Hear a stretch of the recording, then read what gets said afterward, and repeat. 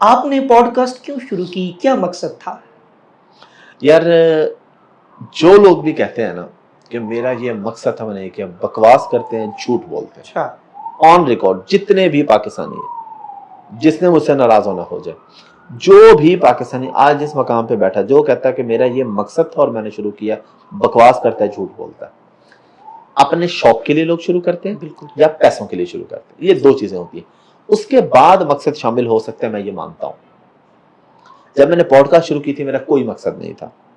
मैंने एक दोस्त की पॉडकास्ट में गया, वहां से मैंने कहा यार अपनी क्यों नहीं शुरू कर लेते, मेरे पास तो माशाल्लाह पीआर अच्छी है, गेस्ट अच्छे आ जाएंगे, टीम भी ऑलरेडी है, 2.5 लाख फॉलोवर्स भी तब थे फेसबुक पे।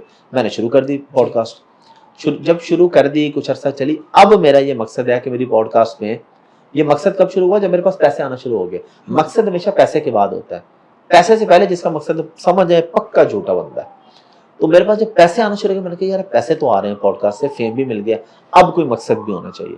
फिर मैंने मकसद इसमें ऐड किया कि नौजवानों की तरबियत के लिए कोई ना कोई ऐसी बात, इस्लामिक पॉइंट ऑफ व्यू से भी, बिजनेस के पॉइंट ऑफ व्यू से भी, कोई ना कोई ऐसी बात बातों बातों में उन तक पहुंच जाए कि उन्हें समझ भी ना आए कि हमारे साथ क्या हो गया, और उनके दिमाग में एक बात भी उतर जाए।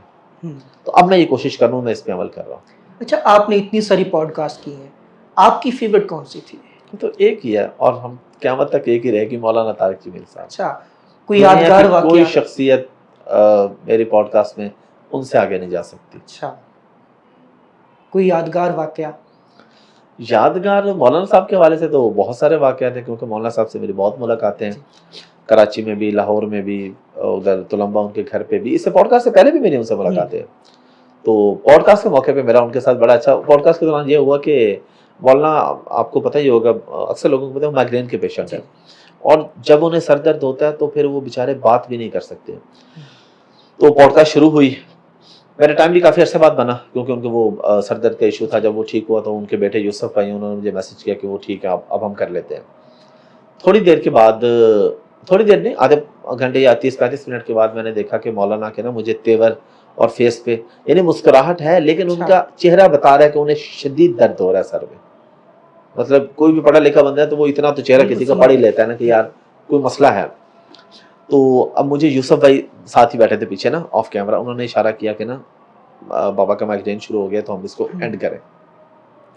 तो मैंने पॉडकास्ट रोक के ना, मतलब कट करके, कैमरे ऑन थे लेकिन मैंने कट के, मैंने कहा कि यूसुफ भाई से, मैंने कहा यार 1-2 सवाल कर लो। तो मौलाना मुझे कहते, बेटा इधर मुझे देखें, जितने मर्जी सवाल करें, तसल्ली से बात करें, कोई जल्दी नहीं है। मतलब अखलाक का आप उनका मयार देखें कि आधा घंटा रिकॉर्ड हो चुका था, वो कह भी देते बेटा एंड कर दो, कोई मसला नहीं था, आधा घंटा भी उनकी मेहरबानी है। लोग उनसे हाथ मिलाने के लिए तरसते हैं, और मैं उनके साथ 1 to 1 बैठा उनके घर में, उनके ड्राइंग रूम में बातें करूं, मेरे लिए तो यही काफ़ी था। लेकिन उन्होंने कहा कि नहीं, आप आए हैं इतनी दूर से, आप हमारे मेहमान हैं। और फिर तफसीली फिर 1 घंटे तक गई पॉडकास्ट, घंटे के बाद भी फिर हम घंटा बैठे रहे, गपशप लगाते रहे। तो वो बड़ी शानदार शख्सियत है, माशाल्लाह। हमें उनसे अखलाक सीखना चाहिए। अच्छा, कभी ऐसा हुआ हो कि पॉडकास्ट के दौरान आपने किसी गेस्ट से कोई सवाल किया हो तो उन्होंने रिएक्ट किया हो, बुरा मनाया हो? नहीं, क्योंकि मेरा ये फॉर्मेट ही नहीं है। आप मेरी जितनी पॉडकास्ट उठा के देख लें, मैं सख्त सवाल करता ही नहीं।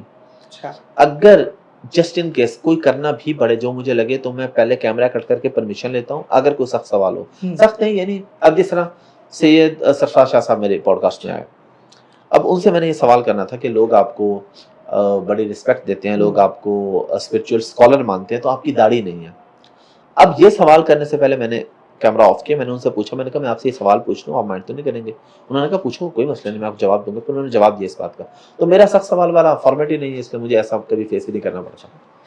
अच्छा, सेट पर या कभी किसी टीम मेंबर के साथ कोई लड़ाई हुई हो, गुस्सा किया हो? हाँ, गुस्सा मुझे आ जाता है जब भी कोई भी टेक्निकल इशू है, तो मुझे गुस्सा आ जाता है। मैं कहता हूँ यार ये नहीं होना चाहिए बस। यानी सेट पे तो नहीं, सेट के बाद हुआ। हमारा शहजादा है एडिटर वसीम, अच्छा। बिल्कुल छोटे भाइयों की तरह, बहुत बहुत अच्छा, बहुत मेहनती, बड़ा मुखलिस इंसान है। तो एक दफा उसे साउंड जो है ना वो उड़ गई, पॉडकास्ट ज़ाया हो गई पूरी। ज़ाहिर है उस वक्त आया गुस्सा, वरना उस मौके पे आते मैं कहता हूँ कि यार जब आपने मुझे कहना ना कि पॉडकास्ट स्टार्ट करें, तो फिर फनकारियाँ नहीं करनी कि जी ये सेट हो रहा है, आप पहले सेट कर लें। जब बैठें तो फिर फोकस जो है ना वो, तो इसलिए अगर फोकस डाइवर्ट हो किसी भी वजह से तो फिर डिस्टर्ब होता हूँ। अच्छा, आप क्या समझते हैं कि बहुत सारे लोग पॉडकास्ट कर रहे हैं, तो इसका फ्यूचर क्या है?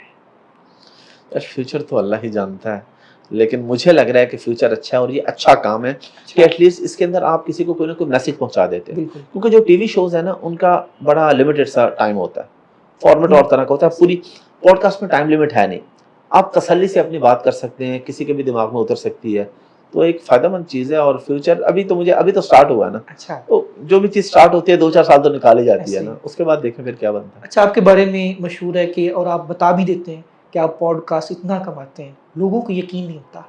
तो ना करें यकीन, मैं बड़ा चिल किस्म का आदमी हूँ।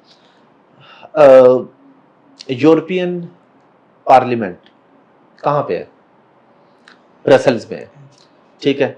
मुझे अब कोई बंदा कहे कि जी यूरोपियन पार्लियामेंट आप गलत कह रहे हैं लाहौर में, कहूँगा जी बिल्कुल आप ठीक कह रहे हैं। अच्छा। मुझे जरूरत ही नहीं अगले को मनवाने की, हम्म, मुझे बहस करने की जरूरत, मेरे पास टाइम ही नहीं है इतना फालतू। जो नहीं यकीन कर रहा आप बिल्कुल ना करें यार, आप कोई और अपना काम करें, इस वजह से फर्क क्या पड़ता है? बिल्कुल तो कुछ भी नहीं। अभी आप मुझे कहें ये जो आपके सामने फोन पड़ा है ये तो लस्सी का गिलास है, मैं कहूँगा बिल्कुल आप ठीक है, ये अच्छा। लस्सी का, हाँ मेरे पास टाइम नहीं है फालतू चीजों का बहस करने का। अच्छा, ठीक है, आप बिल्कुल ठीक कह रहे हैं।